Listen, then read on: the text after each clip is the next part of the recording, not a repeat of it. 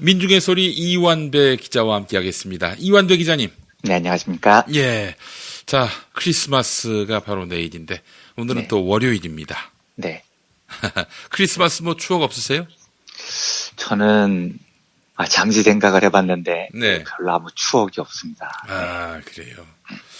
알겠습니다. 아니 뭐 추억이 꼭 있어야 할 이유는 없어요. 예. 네. 근데 사실은 그래도 마음이 설레던 그런 어린 시절의 그 기억들이 있어서 예. 네. 보통 이제 저희 때는 예. 저도 남고를 나왔고 예. 그 남고 여고가 구분이 돼 있을 때가 많아서 이 고등학교에 아주 애틋한 짝사랑 연애 이런 게 교회에서 많이 이루어졌었거든요. 아, 그렇습니다. 예. 예.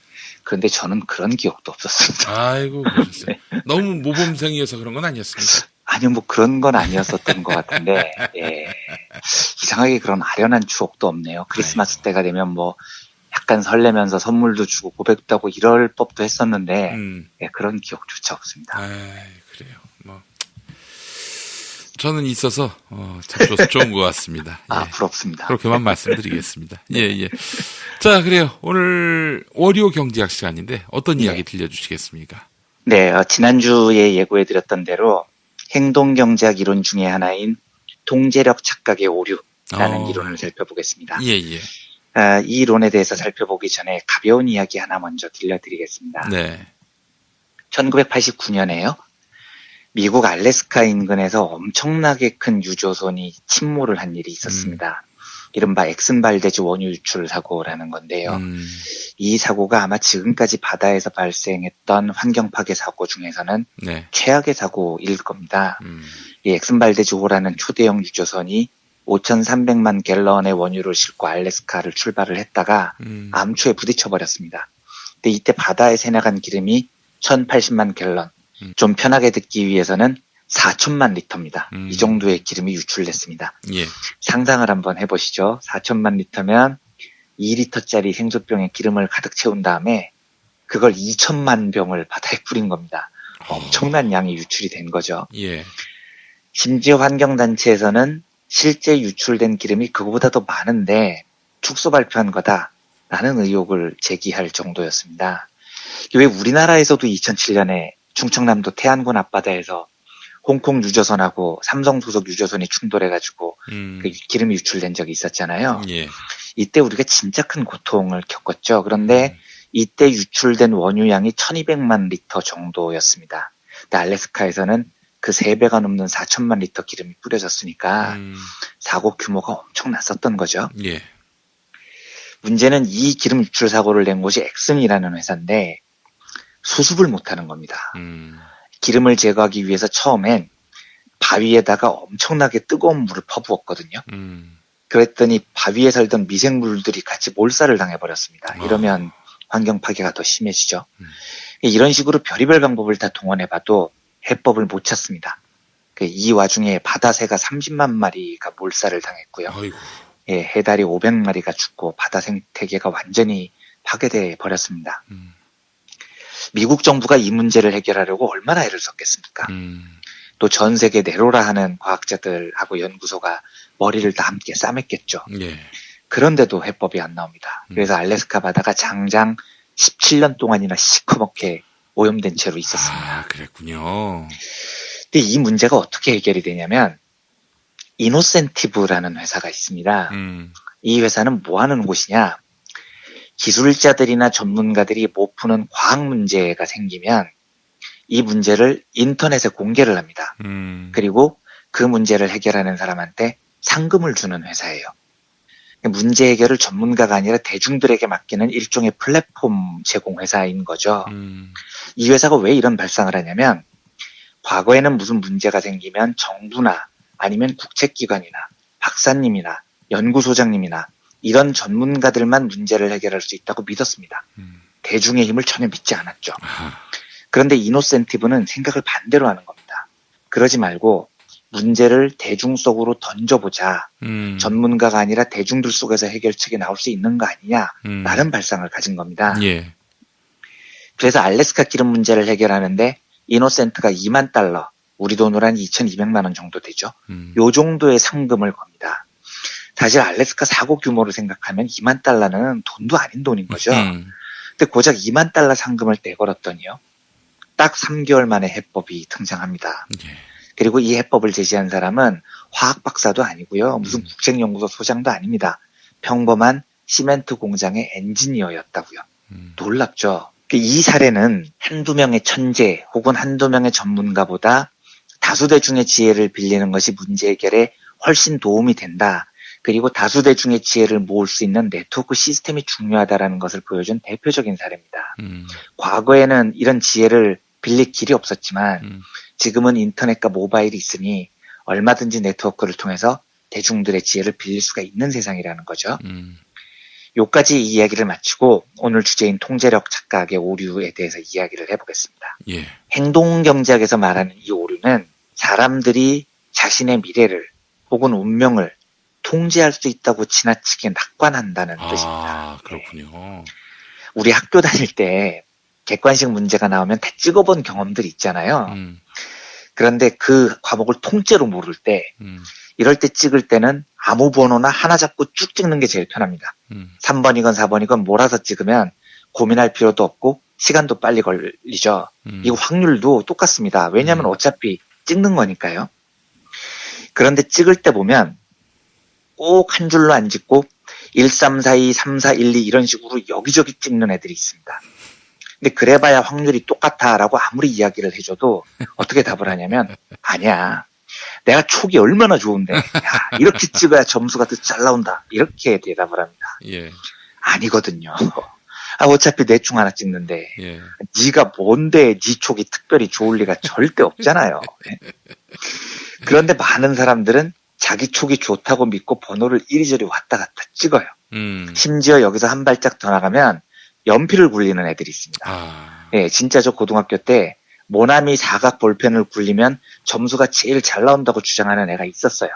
시험 때마다 모나미 대굴대굴 굴리다가 선생님한테 줘 터진 애가 하나 있었는데 그게 잘 될 리가 없는 거죠. 그렇죠. 맞을 리가 있겠습니까? 예. 가위바위보 할 때 보면요.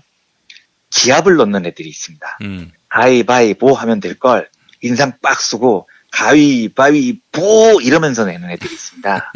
근데 왜 그러냐고 물어보면 예. 최선을 다하는 거지 임마. 그래야 승률이 높아지지 이런다고요.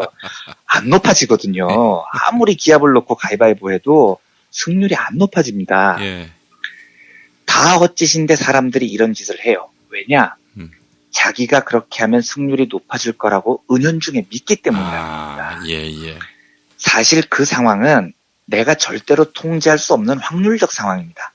그런데 내가 어떤 짓을 하면 통제할 힘이 생긴다고 착각하는 사람이 매우 많아요. 이 오류를 처음 발견한 사람이 하버드 대학교 심리학과 교수였던 앨런 랑거라는 학자입니다. 랑거 교수의 실험이 있습니다. A와 B 두 집단을 모아놓고요. 두 집단한테 1달러짜리 로또를 사라고 합니다. 근데 A그룹은 로또 번호를 자기가 직접 골라요. B그룹은 자동 선택된 번호로 로또를 구입을 합니다. 요 상태에서 두 그룹한테 물어봅니다. 야, 옆 사무실 동료가 지금 로또를 꼭 사고 싶다는데 매진됐다네? 네 거 좀 팔 생각이 있냐? 그리고 만약에 판다면 얼마에 팔래? 이렇게 물어봅니다. 확률적으로는 내가 번호를 골랐건 무작위로 번호를 배정받았건 로또 당첨 확률은 똑같은 거죠. 그런데 안 팔 거야 라고 고집을 부리는 사람 비중을 보면 무작위로 번호를 배정받은 B그룹에서는 19%밖에 안 됩니다. 81%가 판다고 해요. 반면에 내가 직접 번호를 고른 A그룹에서는 38%가 절대 안 판다고 고집을 부립니다. 무슨 뜻이냐면 자기가 직접 번호를 고른 사람들은 당첨될 확률이 훨씬 높다고 착각을 하고 있다는 겁니다. 그리고 그걸 판다면 얼마에 팔래? 원래는 1달러짜리입니다. 예. 이렇게 물어봐도 무작위로 번호를 받은 B그룹은 평균 1.9달러면 판다고 합니다. 반면에 자기가 직접 번호를 고른 A그룹은 무려 8.9달러를 부릅니다. 1달러짜리를 9배를 불러요. 이것도 자기가 직접 번호를 고른 사람들은 당첨 확률이 훨씬 높다고 착각하기 때문입니다. 여기 관련된 후속 연구가 굉장히 많은데요. 젠킨스라는 심리학자의 연구가 있습니다. 참가자들을 방에 넣어놓고 전등을 갑자기 꺼버려요. 그러면 사람들이 불을 켜려고 전등 스위치를 눌러보겠죠. 그래도 불이 안 켜집니다. 이러면 사람들이 어떻게 하는 줄 아십니까? 손가락에 힘을 꽉 주고 더 세게 스위치를 꾹 누른다는 거예요. 근데 그걸 꾹 누르면 불이 들어옵니까? 심지어 스위치를 그렇게 꾹 누르면 고장 난다니까요? 쓸데없는 짓이죠. 그런데 사람들은 내가 혼신의 힘을 다해서 정성을 다해서 꾹 누르면 불이 켜질 거야 라는 착각을 본능적으로 한다는 거예요. 통제할 수 없는 상황을 통제할 수 있다는 본능이 은연중에 있다는 겁니다. 제가 지난주 금요일에 케임브리지 대학교 장하준 교수 이야기를 드린 바 있죠. 예. 장하준 교수 주장은 정부가 지금 대여섯 개 산업을 딱 집어서 줄기차게 밀어붙이고 지원해야 되는데 그래야 우리가 새로운 시대에 살아남을 수 있는데 문재인 정부는 지금 이걸 안 하고 있다. 예. 뭐 이런 이야기입니다. 그래서 제가 지난주에 말씀드렸던 게 그 대여섯 개가 도대체 뭐냐? 장하준 교수는 그걸 답해보시라 라고 말씀을 드렸죠. 장하준 교수 절대 답을 못 하실 겁니다. 왜냐하면 말씀드렸듯이 장하준 교수도 모르기 때문인 겁니다. 이 격변하는 4차 산업혁명 시대에요. 미래를 선도할 5개 산업을 무슨 수로 예측을 합니까? 이건 장 교수도 모르고요. 정부도 모르는 겁니다. 예. 그런데 장 교수는 자꾸 대여섯 개 찝자, 정부가 밀어붙이자, 정부가 이걸 안 하니까 무능하다.